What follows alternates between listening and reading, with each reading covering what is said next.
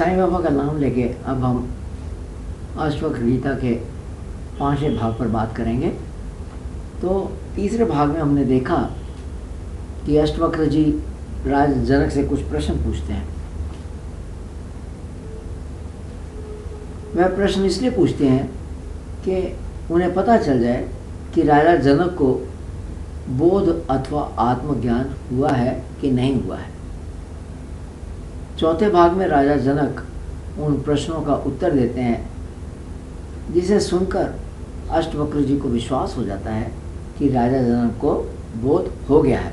अतः वह उसे मोक्ष का ज्ञान देते हैं, जो इस 5वें खंड का हिस्सा है। इस 5वें खंड में वही होगा जो उन्हें मोक्ष का ज्ञान, मोक्ष कैसे प्राप्त कर सकते हैं, ये बताते हैं। अष्टवक्र जी कहते हैं कि देह अभिमान ही मोक्ष प्राप्ति में सबसे बड़ी रुकावट है। अब प्रश्न है कि देह अभिमान क्या है?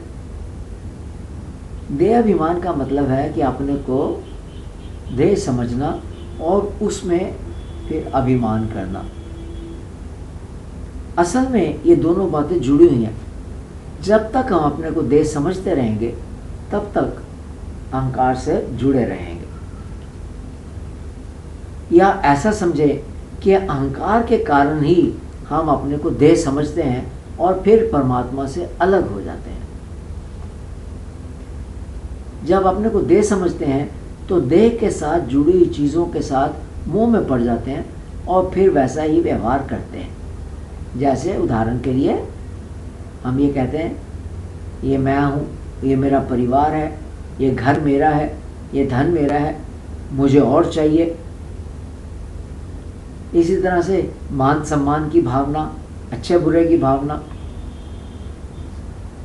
देह अभिमान के कारण ही तेरे मेरे की भावना, ममता, आसक्ति, धन अपना समझकर दान देना, लोभ, मोह की भावना, ये हमारे अंदर जन्म लेती है और फिर बढ़ती है। अष्टवक्र जी कहते हैं कि जनक, क्योंकि अब तूने जान लिया है कि तू शुद्ध आत्मा है और क्योंकि आत्मा एक ही है, उसके सिवा दूसरा कुछ नहीं है, अतः कोई तेरा संगी साथी नहीं, तू अकेला है। देह अभिमान ही तेरा सबसे बड़ा बंधन है, इसके त्याग से मोक्ष प्राप्त हो जाता है, अतः इसे निकाल। सिवा एक आत्मा के और कुछ नहीं है और ये सारी सृष्टि एक ही है।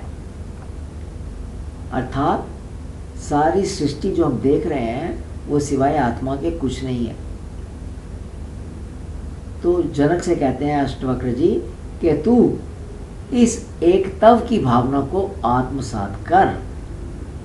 एक तव की भावना का मतलब है कि सब एक है, एक अद्वैत, इसके सिवा और कुछ नहीं है। ऐसी भावना को अपने अंदर संभाल। जैसे समुद्र और लहरें, अब लहरें समुद्र से पैदा होती हैं, वहीं पर समुद्र में मचलती हैं और फिर समुद्र में मिल जाती हैं। उनका अपना कोई वजूद नहीं है। वैसे ही ये जगत या सृष्टि है, ये एक आत्मा का ही फैलाव है और अंततः उसमें समा जाता है। इस तरह एकता भाव को ग्रहण कर, और अगर ऐसा करेगा तो तू फिर मोक्ष को प्राप्त करेगा। ज्ञानी के लिए आत्मा ही सत्य है, ना कि दिखने वाला ये जगत।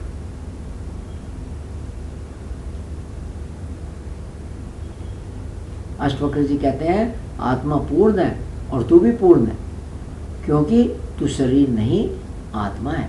तो आत्मा पूर्ण है और क्योंकि मैं आत्मा ही हूँ इसलिए मैं भी पूर्ण हूँ। जीना मरना शरीर का धर्म है।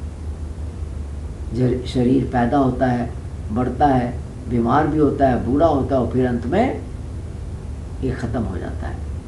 ये शरीर का धर्म है। इसी तरह से सुख दुख, आशा निराशा वगैरह ये सब मन का धर्म है। मन की वजह से हमें सुख लगता है, मन की वजह से हमें दुख लगता है। ये अगर इसको ध्यान से देखेंगे, पैसे से सुख दुख नहीं आता। अगर पैसे से सुख दुख आता तो पैसे वाला दुखी नहीं होता, अमीर आदमी दुखी नहीं होता, ये नहीं है।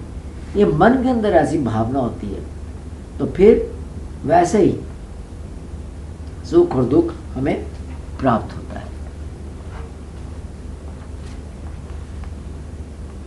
तो जनक से कहते हैं अष्टवक्र जी, तू इनसे परे आत्मा है जो साक्षी है, केवल देखने वाला है, आत्मा कुछ करता नहीं है। कर्म प्रकृति के 3 गुणों की प्रेरणा से हो रहे हैं, सतगुण, रजगुण, तम गुण, इनकी प्रेरणा से 3 कर्म होते हैं। तो आत्मा करती नहीं है, करने वाला जो है वो प्रकृति के गुण है, स्वभाव है, जिसके साथ ये कर्म हो रहे हैं। इसलिए तू साक्षी है, आत्मा साक्षी है। इस प्रकार स्थित प्रज्ञ होकर तू मोक्ष को प्राप्त हो। अर्थात अगर आप इस तरीके से सम हो जाएंगे, स्थित प्रज्ञ का मतलब है सम हो जाना, सुख हो, दुख हो, अच्छा हो, बुरा हो, गर्मी हो, सर्दी हो, आप हर हालत के अंदर सम है, क्योंकि आत्मा पर उसका कोई प्रभाव नहीं होता, जिए मरे, लाभ हो, हानि हो, कुछ। तो स्थित प्रज्ञ होकर अपने को स्थित प्रज्ञ बनाकर तू मोक्ष को प्राप्त करेगा। तो सारांश में जो बात निकलती है कि मोक्ष प्राप्ति के लिए 4 चीजें जरूरी हैं। पहली बात, देह अभिमान का त्याग। हमारे सब कर्म स्वयं को देह मानकर होते हैं। हम जितने भी कर्म करते हैं अपने को देह मानकर करते हैं, उसमें फल की इच्छा रहती है, अर्थात अहंकार रहता है। ये सोच बदलने की जरूरत है। अगर मोक्ष प्राप्ति करना है तो स्वयं को आत्मा मानकर कर्म करने पड़ेंगे। और कर्म कैसे? जो आत्मा का स्वभाव है वैसे ही कर्म करने पड़ेंगे। आत्मा का स्वभाव क्या? पहले खंड में बहुत अच्छे से बताया था। आत्मा व्यापक है, आत्मा पूर्ण है, आत्मा साक्षी है, आत्मा कुछ करता नहीं, आत्मा में न सुख है, न दुख है, न इच्छाएं हैं, आत्मा में न जन्म है, न मृत्यु, ये सब बातें। तो वैसे ही हमें उस स्वभाव के साथ व्यवहार करना पड़ेगा।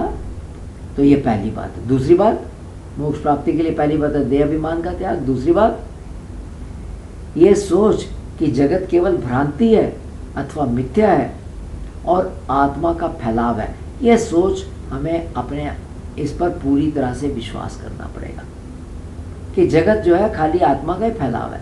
असल में इसकी अपनी एग्जिस्टेंस, अपना वजूद कुछ नहीं है। जैसे लहरों का समुद्र में के साथ ही वजूद है, समुद्र के बगैर उनका कोई वजूद नहीं है। इसी प्रकार से इस सृष्टि का भी, इस जगत का भी कोई वजूद नहीं है, ये केवल भ्रांति है। तीसरी बात, द्वंद्वों में, द्वंद्व मैंने अपोजिट्स, अच्छा बुरा, पुण्य पाप, लाभ हानि, तो क्या कहते हैं, इन द्वंद्वों में समत्व बुद्धि का होना, अर्थात स्थित प्रज्ञ होना। तो उस बुद्धि को स्थित प्रज्ञ करना पड़ेगा, जो ये संसारिक बातों के साथ प्रभावित ना हो। अच्छा हो जाए, बुरा हो जाए, कोई बात नहीं, किसी ने मान कर दिया, सम्मान कर दिया, आप सम रहिए। तो ये तीसरी बात है, अच्छे बुरे में सम, सुख दुख में सम, लाभ हानि में सम, वगैरह वगैरह। और चौथी बात, आत्मा का बोध। मोक्ष प्राप्ति के लिए आत्मदर्शन भी जरूरी है। तो ये 4 बातें हैं अगर हमें मोक्ष प्राप्त करना है उसके लिए। तो ये बातें अष्टवक्र जी बताते हैं राजा जनक को कि मोक्ष प्राप्ति के लिए ये 4 बातें ज़रूरी हैं। ये यहाँ ख़त्म करेंगे। इसको सुनने के लिए बहुत बहुत धन्यवाद।